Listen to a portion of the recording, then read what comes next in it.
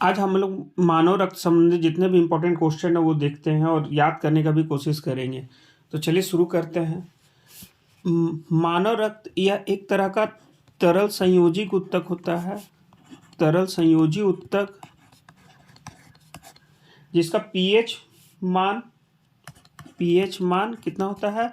हमको याद रखना है कि मानव रक्त का पीएच मान कितना होता है 7.4। मतलब यह एक तरह का क्षारीय विलयन है। क्या है तो मानव तक क्या है, मानव रक्त क्या है, एक तरह का क्षारीय विलयन है।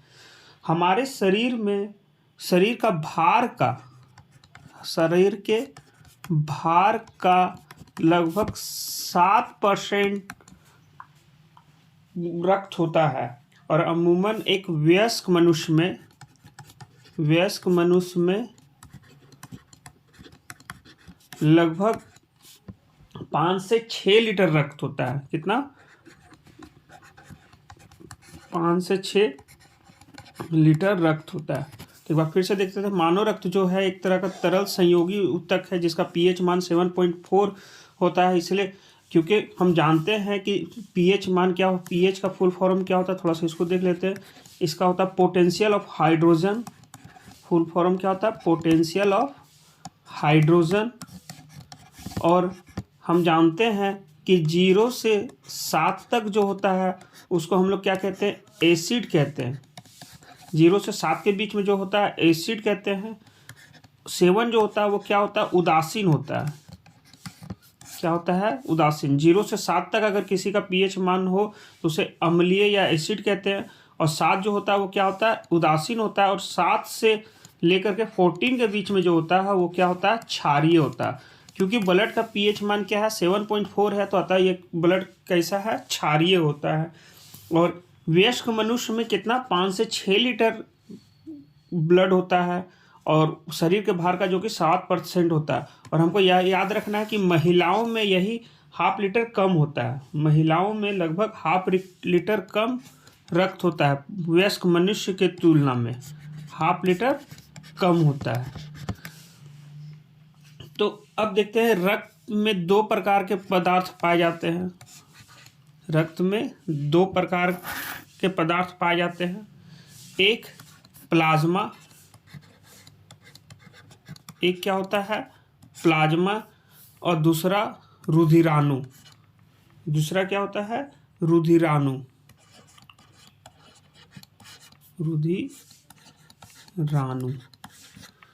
प्लाज्मा यह एक अजीवित तत्व है। प्लाज्मा क्या होता है? एक अजीवित तरल भाग है। अजीवित है मतलब इसमें जीवन नहीं होता है। और यह हमारे ब्लड में लगभग 60% पाया जाता है। हमारे ब्लड अगर 100% माने तो उसमें 60% क्या होता है? प्लाज्मा होता है। और रुधिराणु तो जीवित हो जाएगा और साथ में हमारे रक्त में कितना % पाया जाता है? 40% पाया जाता है। अब इस 60% में हमको याद रखना है कि 60% में लगभग 90% जल होता है। प्लाज्मा के 60% में 90% क्या होता है? जल होता है। और इसी में 7% क्या होता है? तो लवण होता है। यह 90% क्या है? जल है और 7% क्या है?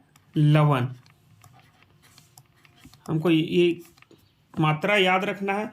तो 90% क्या है? जल है और 7% क्या है? सॉरी, लवण नहीं, प्रोटीन है। गलती से यहाँ लवण लिख दिया। क्या है? प्रोटीन। 7% क्या पाया जाता है? प्रोटीन। और 0.9% पाया जाता है लवण। 0.9% क्या पाया जाता है? लवण। और 0.1% पाया जाता है ग्लूकोज। 0.1% क्या पाया जाता है? ग्लूकोज। तो हमारे रक्त 2 तत्व से मिलकर बनता है। क्या क्या? एक प्लाज्मा, दूसरा रुधिराणु। तो प्लाज्मा के बारे में हम ध्यान देखते हैं। क्या ये एक अजीवित पदार्थ है, तरल भाग है जिसमें से 60% हमारे रक्त में प्लाज्मा पाया जाता है। और 60% में 90% क्या होता है? जल होता है। 7% क्या होता है? लवण होता है, सॉरी प्रोटीन होता है। 0.9% क्या होता है, लवण होता है, और 0.1% क्या होता है, ग्लूकोज होता है। और प्लाज्मा के बारे में हमको याद रखना का प्लाज्मा का कार्य क्या होता है। तो प्लाज्मा का कार्य होता है कि जो हमारे शरीर में पचे हुए भोजन और एवं हार्मोन है, पचे हुए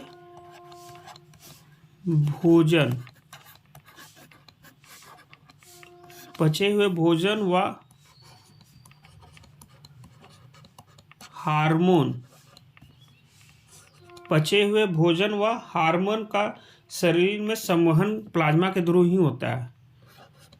संवहन प्लाज्मा के थ्रू ही होता है।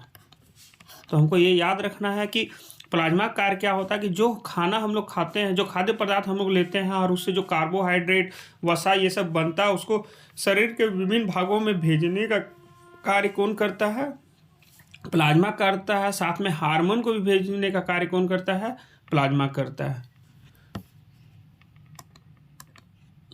फिर प्लाज्मा के बारे में हमको एक और पॉइंट हमको याद रखना है, वो ये है कि अगर प्लाज्मा से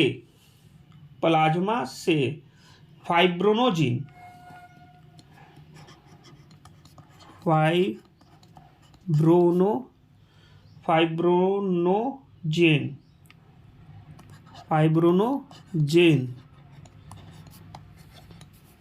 अगर प्लाज्मा से फाइब्रोनोजेन निकाल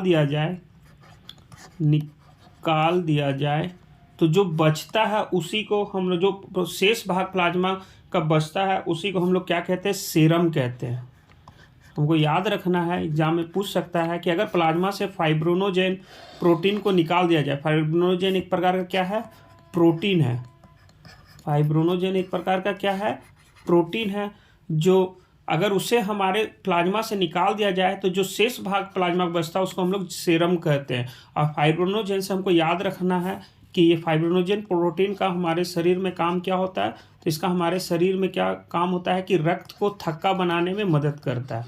ये ऐसा प्रोटीन है फाइब्रोनोजेन जो रक्त में थक्का बनाने में मदद करता है। अभी आगे भी हम लोग इस चीज़ को देखेंगे। अभी हमको ये याद रखना है कि अगर प्लाज्मा से फाइब्रोनोजेन प्रोटीन को निकाल दिया जाए तो जो शेष भाग बचता है उसको हम लोग क्या कहते हैं, सीरम कहते हैं। तो प्लाज्मा से रिलेटेड जितना भी फैक्ट्स है वो हम लोग देख लिए हैं। एक बार फिर से रिवीजन कर लेते हैं कि प्लाज्मा क्या होता है। यह एक अजीवित पदार्थ होता है, तरल भाग होता है जिसमें 60% रक्त का 60% भाग क्या होता है, प्लाज्मा होता है। और 90% क्या है, जल है, 7% प्रोटीन है, और 0.9% लवण है, और 0.1% ग्लूकोज है। प्लाज्मा का कार्य क्या होता है, पचे हुए भोजन का व हार्मोन का संवहन प्लाज्मा के द्वारा ही होता है। उसके बाद और एक इम्पॉर्टेंट पॉइंट हमको देख लेना है क्या, कि अगर फाइब्रोनोजेन प्लाज्मा से फाइब्रोनोजेन प्रोटीन को निकाल दिया जाए तो जो शेष भाग बचता है उसी को हम लोग क्या कहते हैं, सीरम कहते हैं। अब फाइब्रोनोजेन प्रोटीन का क्या कार्य होता है, तो हमारे रक्त में जो थक्का बनता है उसको बनाने में यह मदद करता है। एक बात और यहाँ याद रखना है कि विटामिन में अगर हमसे एग्जाम में पूछ दे तो कौन सा विटामिन रक्त का थक्का बनाने में मदद करता है, तो विटामिन के। याद रखना है, विटामिन के हमारे रक्त को थक्का बनाने में मदद करता है। और अगर प्रोटीन का बात करें तो फाइब्रोनोजेन प्रोटीन हमारे रक्त में थक्का बनाने में मदद करता है। और इसी तरह से अगर एक और, अच्छा नेक्स्ट अब चलते हैं रुधिराणु। क्या है, रुधिराणु। हम लोग जब ब्लड का 2 पार्ट देखे तो 2 तत्वों से बनता है, एक क्या था, प्लाज्मा, और दूसरा रुधिराणु। तो यह रुधिराणु जो है हमारे शरीर में 60% अगर प्लाज्मा था तो 40% क्या होगा, रुधिराणु पाया जाता है। और यह एक जीवित भाग है। यह क्या है, एक जीवित भाग है। और ये इसके 3 प्रकार के होते हैं। यह कितने प्रकार के होते हैं, इसके 3 भाग होते हैं, इसके 3 भाग होते हैं। क्या, एक आरबीसी, दूसरा डब्ल्यूबीसी, और तीसरा प्लेटलेट्स, या हिंदी में बिंबाणु। हिंदी में क्या कहते हैं, बिंबाणु। इंग्लिश में क्या कहते हैं, प्लेटलेट्स। तो हमारे ब्लड को दो भाग में बांटा गया है। क्या क्या? एक प्लाज्मा, दूसरा रुधिराणु। तो प्लाज्मा का हम लोग देख लिए हैं, अब रुधिराणु का देख रहे हैं। रुधिराणु का देख रहे हैं तो यहाँ पे हमको याद रखना है कि रुधिराणु का प्लाज्मा अगर 60% पाया जाता है तो रुधिराणु कितना परसेंट पाया जाएगा?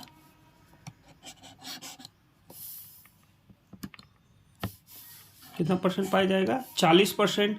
और रुधिराणु में तीन भाग होते हैं। रुधिराणु को तीन भाग होते हैं। क्या क्या? आरबीसी, डब्ल्यूबीसी और बिम्बाणु या प्लेटलेट। आरबीसी को हम लोग क्या कहते हैं? Red blood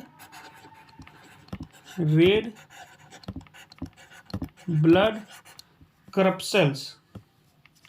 red blood क्रपसेल्स।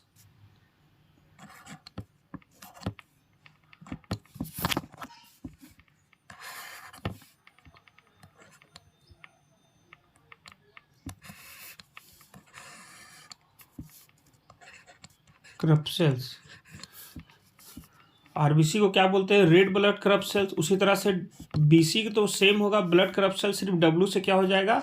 White blood corpuscles. और बिम्बाणु को तो हम लोग देख ही लिए हैं, प्लेटलेट्स, है ना। इसको लाल रक्त कणिकाएं, सफ़ेद रक्त कणिकाएं और बिम्बाणु कहते हैं। तो आइए सबसे पहले हम लोग शुरू करते हैं आरबीसी। आरबीसी से इम्पोर्टेंट जितना भी फैक्ट्स है जो एग्जाम में पूछा जाएगा वो सारा हम लोग देख लेते हैं। तो आरबीसी को एक तो रेड ब्लड क्रपसेल्स तो कहते ही हैं, साथ में इसको कहते हैं इरिथ्रोसाइट। क्या कहते हैं?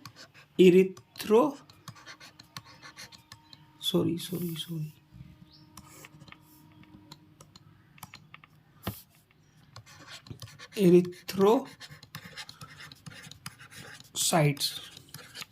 आरबीसी को एक और नाम है, वैज्ञानिक नाम क्या है? इरिथ्रोसाइट नाम है। और यह याद रखना है कि इसमें केंद्रक नहीं पाया जाता है। इसमें केंद्रक नहीं पाया जाता है। आरबीसी में केंद्रक नहीं पाया जाता है। और अपवाद, इसका अपवाद क्या है? तो इसका अपवाद है ऊंट और लामा। ऊंट और लामा कहने का मतलब है कि नॉर्मली जितना भी जीव है उसके लाल ब्लड सेल में केंद्रक नहीं पाया जाता, लेकिन इसके अपवाद क्या है? मतलब कि ऊंट और लामा, कहने का मतलब है कि अगर ऊंट और लामा के आरबीसी में केंद्रक पाया जाता है, ऊंट और लामा के ब्लड में केंद्रक पाया जाता है, हमको ये याद रखना है। आरबीसी का निर्माण अस्थि मज्जा में होता है। आरबीसी का निर्माण अस्थि मज्जा, इसका निर्माण कहाँ होता है? अस्थि मज्जा में, जिसको हम लोग इंग्लिश में क्या कहते हैं? Bone marrow. इंग्लिश में क्या कहते हैं? Bone marrow.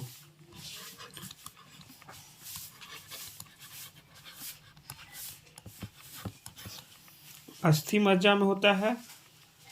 और इसका, लेकिन यहाँ पे एक और याद रखना है कि भ्रूण अवस्था में इसका निर्माण यकृत और पिलहा में होता है।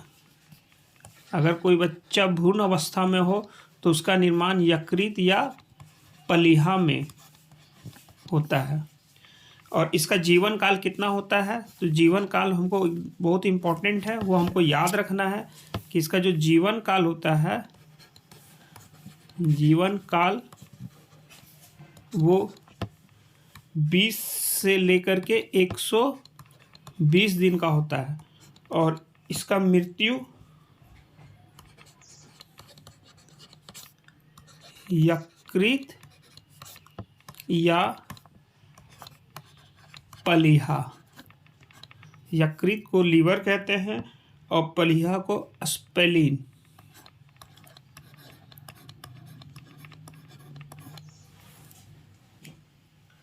यकृत और पलिहा में इसका मृत्यु हो जाता है। तो आरबीसी को इरिथ्रोसाइट भी कहते हैं। इसमें केंद्रक नहीं होता। अपवाद क्या है? ऊंट और लांबा। ऊंट और लांबा के आरबीसी में केंद्रक पाया जाता है।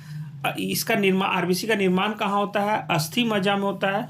और भ्रूण अवस्था में, जब बच्चा भ्रूण अवस्था में होता है तो इसका निर्माण कहाँ होता है? यकृत और प्लीहा में। इसका जीवन काल कितने समय का होता है? 20 से 120 दिन का। और मृत्यु कहाँ पे होता है? तो यकृत या प्लीहा में।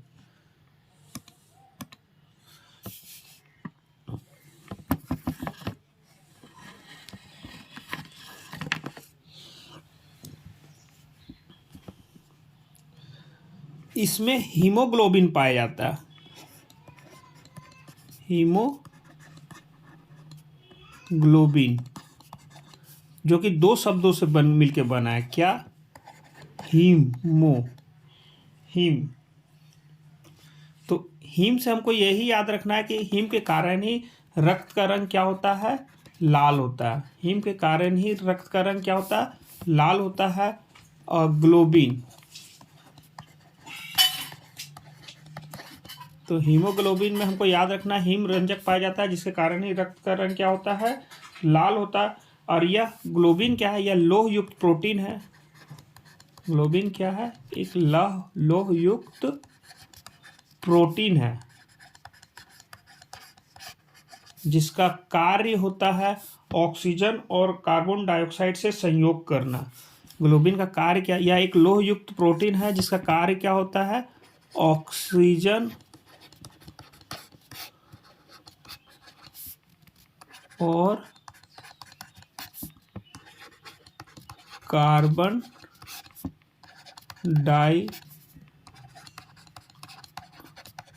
डाइऑक्साइड से संयोग करना।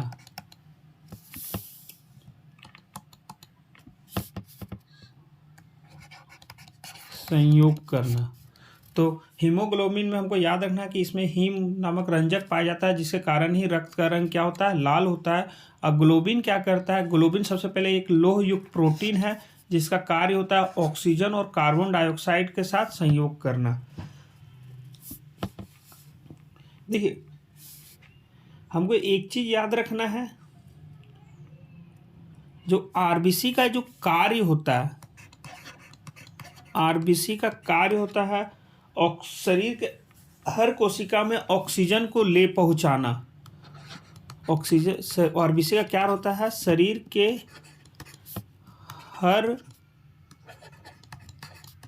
कोशिका में ऑक्सीजन को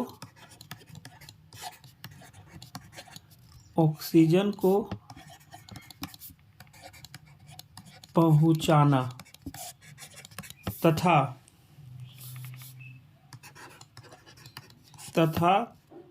कार्बन डाइऑक्साइड को वापस लाना।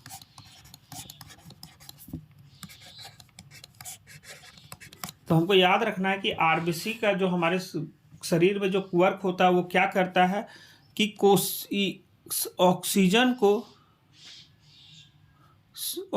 को शरीर के हर कोशिका में पहुंचाना और फिर कार्बन डाइऑक्साइड को वापस लाना। यही काम किसका होता है? आरबीसी का काम होता है। और हमको एक और पॉइंट यहाँ पे याद रखना है कि जब थैलीसीमिया नामक जब बीमारी होता है, कौन सा? थैलीसीमिया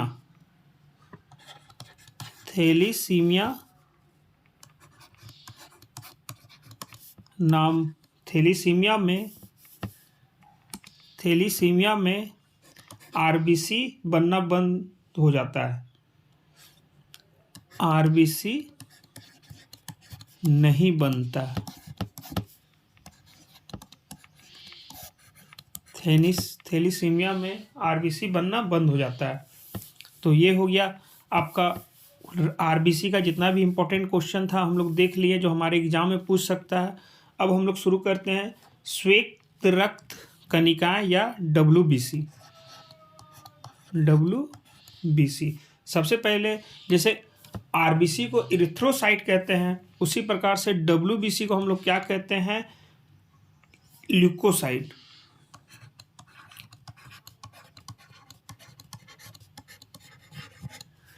डब्ल्यूबीसी को हम लोग क्या कहते हैं? ल्यूकोसाइट कहते हैं। या आकार और रचना में, आकार प्लस रचना में, आकार और रचना में अमीबा के समान होता है, अमीबा के समान होता है। इसमें केंद्रक पाया जाता है, इसमें केंद्रक क्या होता है, पाया जाता है। इसका निर्माण अस्थि मज्जा में, निर्माण अस्थि मज्जा, जिसको बोन मैरो भी कहते हैं, अस्थि मज्जा में होता है। और जीवन काल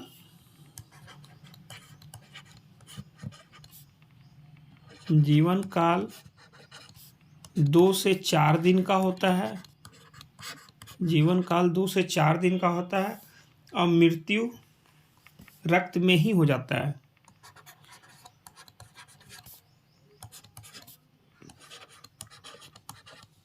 मृत्यु रक्त में ही हो जाता है। तो WBC को हम लोग क्या कहते हैं, ल्यूकोसाइट कहते हैं। यह आकार और रचना में अमीबा के समान होता है। इसमें केंद्रक पाया जाता है। RBC में केंद्रक नहीं पाया जाता था, कि सिर्फ 2 जानवर में पाया जाता है, क्या क्या, ऊंट और लामा में हम लोग देख लिए हैं। लेकिन WBC में केंद्रक पाया जाता है। और इस WBC का निर्माण कहाँ होता है, अस्थि मज्जा में, या इसको बोन मैरो भी कहते हैं इंग्लिश में।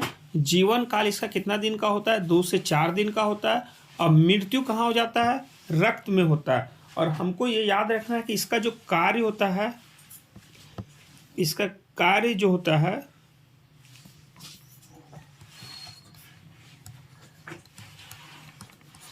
शरीर को रोगों के संक्रमण से बचाना। इसका कार्य क्या होता है, शरीर को रोगों के संक्रमण से बचाना।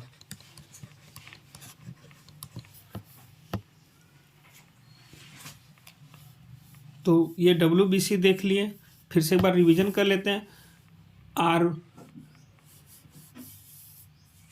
RBC का यहाँ शुरू से देख लेते हैं। हीमोग्लोबिन में हीम पाया जाता है, जिसके कारण रक्त का रंग क्या होता है, लाल होता है। ग्लोबिन लोह युक्त प्रोटीन है और इसका कार्य क्या होता है, ऑक्सीजन और कार्बन डाइऑक्साइड को से संयोग करना। ग्लोबिन का कार्य क्या होता है, ऑक्सीजन और कार्बन डाइऑक्साइड से संयोग करना। और RBC का क्या काम होता है, तो RBC का काम हमको ये याद रखना है कि शरीर के हर कोशिका में ऑक्सीजन को पहुंचाना RBC का काम होता है, तथा कार्बन डाइऑक्साइड को वहां से वापस लाना। याद रखना कि RBC का क्या कार्य होता है, RBC का कार्य होता है शरीर के हर कोशिका में ऑक्सीजन को पहुंचाना और वहां से कार्बन डाइऑक्साइड को वापस लाना, यही काम होता है RBC में। और हमको यहाँ याद रखना है कि थैलीसीमिया नामक बीमारी में हमारे शरीर में RBC बनना बंद हो जाता है। फिर WBC को हम लोग वैज्ञानिक भाषा में क्या कहते हैं, ल्यूकोसाइट कहते हैं। हमको याद रखना बहुत इंपॉर्टेंट है, WBC क्या होता है, ल्यूकोसाइट। RBC को हम लोग क्या कहते हैं, इरिथ्रोसाइट। उसी तरह से WBC को क्या कहते हैं, ल्यूकोसाइट। और यह आकार और रचना में अमीबा के समान होता है, आकार और रचना में अमीबा के समान होता है। RBC में केंद्रक नहीं पाया जाता है, लेकिन WBC में केंद्रक पाया जाता है। लेकिन RBC में केंद्रक नहीं पाया जाता, लेकिन 2 जानवर एक्सेप्शन केस है, ऊंट और लामा। ऊंट और लामा के रक्त में RBC पाया जाता है, सॉरी, केंद्रक पाया जाता है, ये याद रखना है। अब व्हाइट ब्लड सेल का निर्माण कहाँ होता है, अस्थि मज्जा में। और इसका जीवन काल कितना दिन का होता है, 2 से 4 दिन का। और मृत्यु फिर कहाँ हो जाता है, रक्त में ही हो जाता है।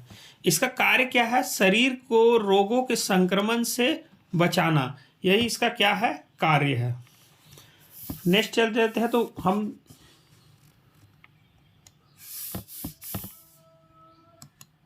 तो हम लोग देखे थे ब्लड, रक्त 2 भाग से बना था, क्या क्या, प्लाज्मा और दूसरा रुधिराणु। रुधिराणु में क्या क्या था, RBC, जिसको हम लोग देख लिए हैं, WBC भी देख लिए हैं। अब बचा क्या है, बिम्बाणु, बिम्बाणु या जिसको प्लेटलेट्स कहते हैं। तो चलिए देखते हैं बिम्बाणु को।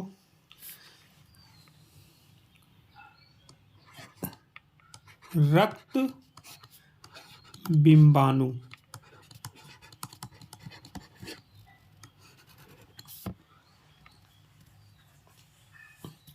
इस जैसे आरबीसी को क्या कहते हैं, इरिथ्रोसाइट कहते हैं। डब्ल्यूबीसी को क्या कहते हैं, ल्यूकोसाइट कहते हैं।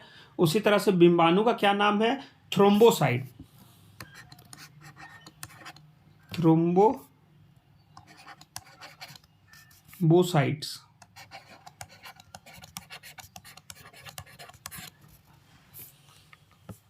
रक्त बिम्बाणु को हम लोग क्या कहते हैं साइंटिफिक भाषा में, थ्रोम्बोसाइट।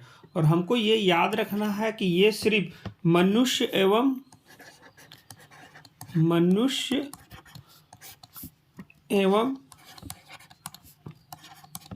स्तनधारियों में पाया जाता है, या केवल मनुष्य एवं स्तनधारियों में पाया जाता के रक्त में पाया जाता है। रक्त बिम्बाणु में भी केंद्रक नहीं होता है, ये याद रखना है। रक्त बिम्बाणु में भी केंद्रक नहीं हो जाता है। साथ ही रक्त बिम्बाणु में आरबीसी में भी केंद्रक नहीं था, लेकिन डब्ल्यूबीसी में सिर्फ केंद्रक पाया जाता है। हमको ये याद रखना है कि बिम्बाणु में और आरबीसी में केंद्रक नहीं पाया जाता, जबकि डब्ल्यूबीसी में केंद्रक पाया जाता है। इसका भी निर्माण कहाँ होता है, अस्थि मज्जा में। निर्माण कहाँ होता है, अस्थि मज्जा में। इसका भी निर्माण कहाँ होता है, अस्थि मज्जा में होता है। और इसका जीवन काल कितना दिन का होता है, जीवन काल 3 से 4 दिन का होता है। और मृत्यु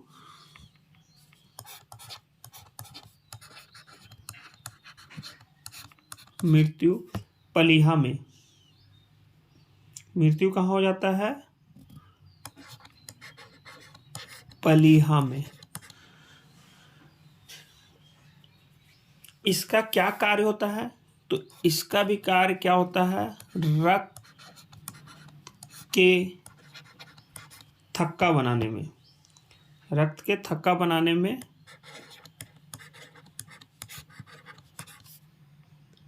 मदद करता है, रक्त के थक्का बनाने में मदद करता है। और एक चीज़ हमारा याद रखना है कि जब डेंगू ज्वर होता है, डेंगू ज्वर, तो हमारे शरीर में प्लेटलेट्स घटने लगता है, प्लेटलेट्स कम होने लगता है।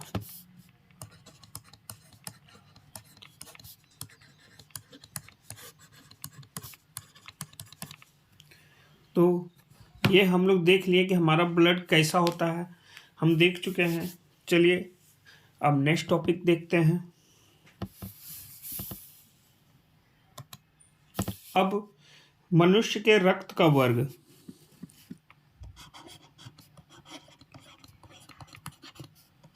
मनुष्य के रक्त का वर्ग।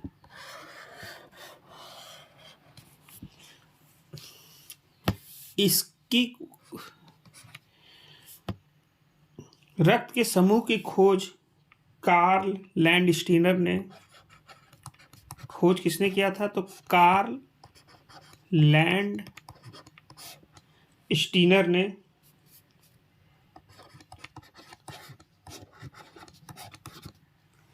1900 ईस्वी में किया था, 1900 ईस्वी में किया था। तो हमको याद रखना कि रक्त समूह की खोज कार्ल लैंडस्टीनर ने 1900 ईस्वी में किया था, जिसके लिए इनको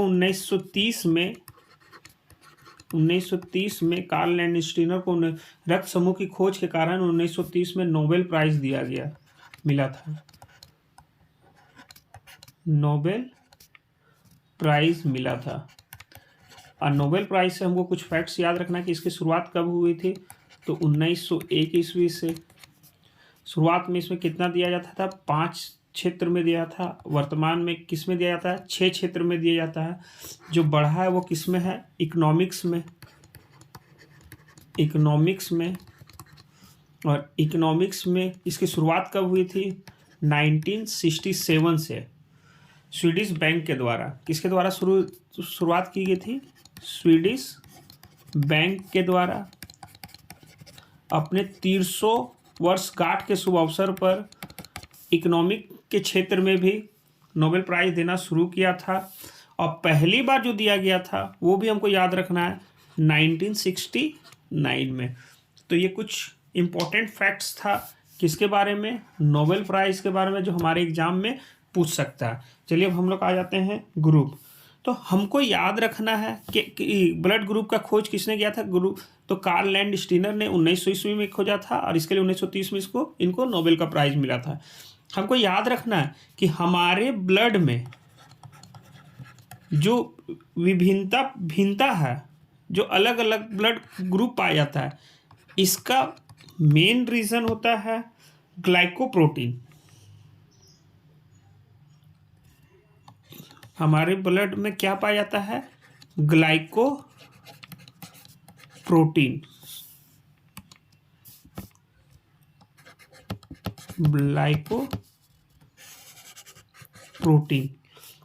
जिसे एंटीजन भी कहते हैं, जिसे ग्लाइकोप्रोटीन को ही एंटीजन भी कहते हैं। तो हमारे ब्लड में भिन्नता ग्लाइकोप्रोटीन के कारण होता है, जिसे हम लोग एंटीजन भी कहते हैं। अब एंटीजन हमको याद रखना है 2 प्रकार का होता है। एंटीजन कितने प्रकार का होता है, 2 प्रकार का।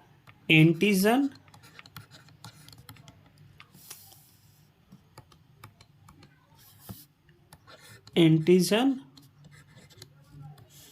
ए और एंटीजन बी। हमको यहाँ फैक्ट्स याद रखना है कि ब्लड में जो भिन्नता होता है वो ग्लाइकोप्रोटीन के कारण होता है, और ग्लाइकोप्रोटीन को ही हम लोग क्या कहते हैं, एंटीजन कहते हैं। एंटीजन कितने प्रकार का होता है, तो 2 प्रकार का, एक एंटीजन ए और एंटीजन बी। अब याद रखना है हमको कि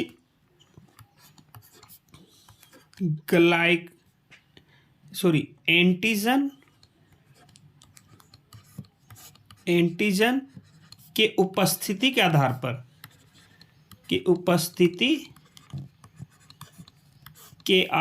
पर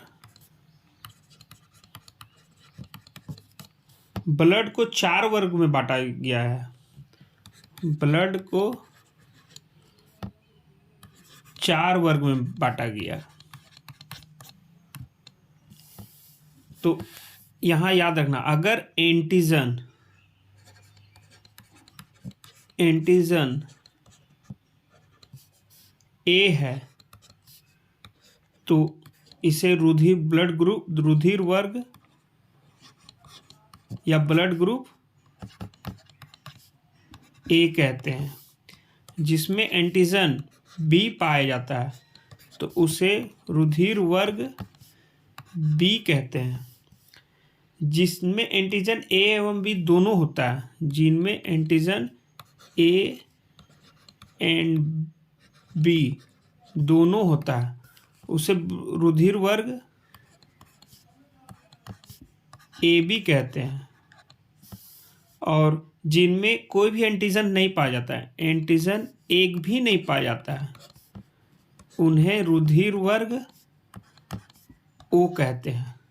तो हमको याद रखना है कि एंटीजन की उपस्थिति के आधार पर ब्लड को 4 वर्ग में बांटा गया है। कौन कौन सा, एंटीजन ए यानी रुधिर वर्ग ए, एंटीजन बी है तो उसे रुधिर वर्ग बी कहेंगे, एंटीजन ए एंड बी है तो इसे रुधिर वर्ग ए बी कहेंगे, और एंटीजन ए और बी दोनों कोई भी एंटीजन नहीं पाया जाता है तो वैसे एंटीजन को हम लोग क्या कहते हैं, ब्लड ग्रुप ओ कहते हैं। तो यानी कि अगर हम लोग ओ जो बोलते हैं, ब्लड ग्रुप कौन सा है, ओ है, तो इसका मतलब क्या है कि इसमें एक भी एंटीजन नहीं पाया जाता है, ना ही ए पाया जाएगा और ना ही बी पाया जाएगा। एंटीजन ए और बी नहीं पाया जाएगा। तो चलिए अब आगे हम लोग देखते हैं। ये हम लोग देख लिए एंटीजन के आधार पर कितना ब्लड ग्रुप को कितने वर्ग में बांटा गया है, 4 वर्ग में। अब यहाँ पे हमको याद रखना है, एक इम्पॉर्टेंट फैक्ट्स है कि ब्लड ग्रुप एंटीजन के आधार पर तो बांट दिए हैं, लेकिन एक और इसमें कंफर्म होता है कि एंटीजन की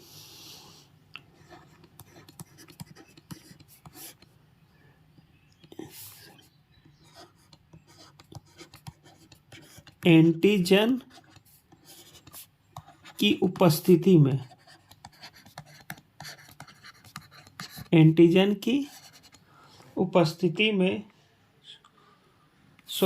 एंटीजन की अनुपस्थिति में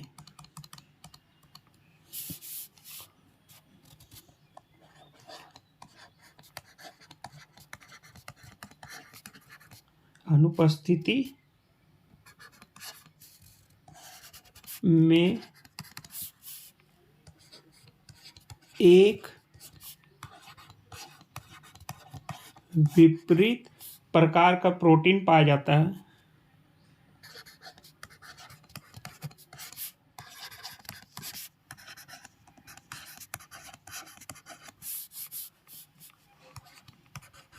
प्लाज्मा में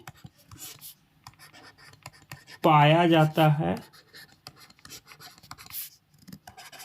उसे एंटीबॉडी कहते हैं।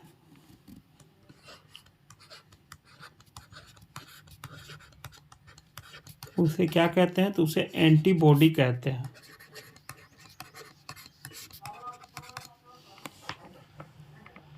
तो ये भी दो एंटीबॉडी भी 2 प्रकार का होता है। कितने प्रकार का होता है? 2 प्रकार का। एक एंटीबॉडी ए, याद रखना कि इसको स्मॉल में डिनोट करना है, और दूसरा क्या होता है? एंटीबॉडी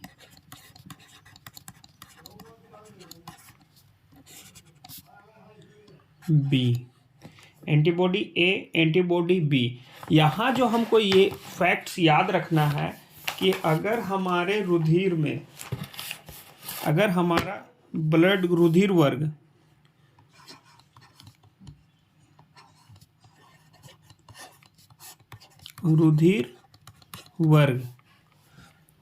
ए है, तो इसमें एंटीजन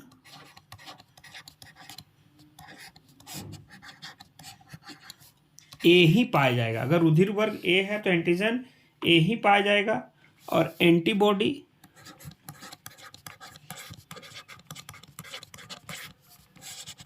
बी आएगा। मतलब अगर एंटीजन ए है तो उसमें एंटीबॉडी बी ही पाया जाएगा। या मतलब कहने का मतलब है कि अगर एंटीजन ए है तो एंटीबॉडी बी नहीं पाया जाता है। एंटीजन ए है तो एंटीबॉडी बी नहीं पाया जाएगा। उसमें कौन सा एंटीबॉडी पाया जाएगा? ठीक उसका उल्टा, कौन? एंटीबॉडी बी पाया जाएगा। उसी तरह से अगर रुधिर वर्ग बी है तो एंटीजन तो इसमें बी ही पाया जाएगा, लेकिन एंटीबॉडी कौन सा पाया जाएगा? ए। अगर रुधिर वर्ग ए बी है तो एंटीजन ए और बी दोनों पाया जाएगा। मतलब जिसका ब्लड ग्रुप ए बी है तो उसमें एंटीजन ए और बी दोनों पाया जाएगा, लेकिन इसमें कोई भी एंटीबॉडी नहीं पाया जाता है, कोई भी एंटीबॉडी नहीं पाया जाता है। और अगर रुधिर वर्ग ओ है तो जिसका रुधिर वर्ग ओ है तो उसमें कोई भी एंटीजन नहीं पाया जाता है, लेकिन एंटीबॉडी ए व बी दोनों पाया जाता है। ए व बी दोनों पाया जाता है। तो हमको ये याद रखना है कि अगर रुधिर वर्ग आपका ए है तो उसमें एंटीजन तो ए ही होगा, लेकिन एंटीबॉडी क्या होगा? बी होगा। अगर रुधिर वर्ग बी है तो एंटीजन तो बी ही होगा, लेकिन एंटीबॉडी क्या होगा? ए होगा। अगर रुधिर वर्ग मेरा ए बी है तो एंटीजन ए बी दोनों तो होगा, लेकिन एंटीबॉडी कोई भी नहीं पाया जाएगा। अगर रुधिर वर्ग ओ है तो एंटीजन क्या होगा? कुछ भी नहीं होगा, लेकिन एंटीबॉडी मेरा क्या होगा? ए व बी दोनों होगा।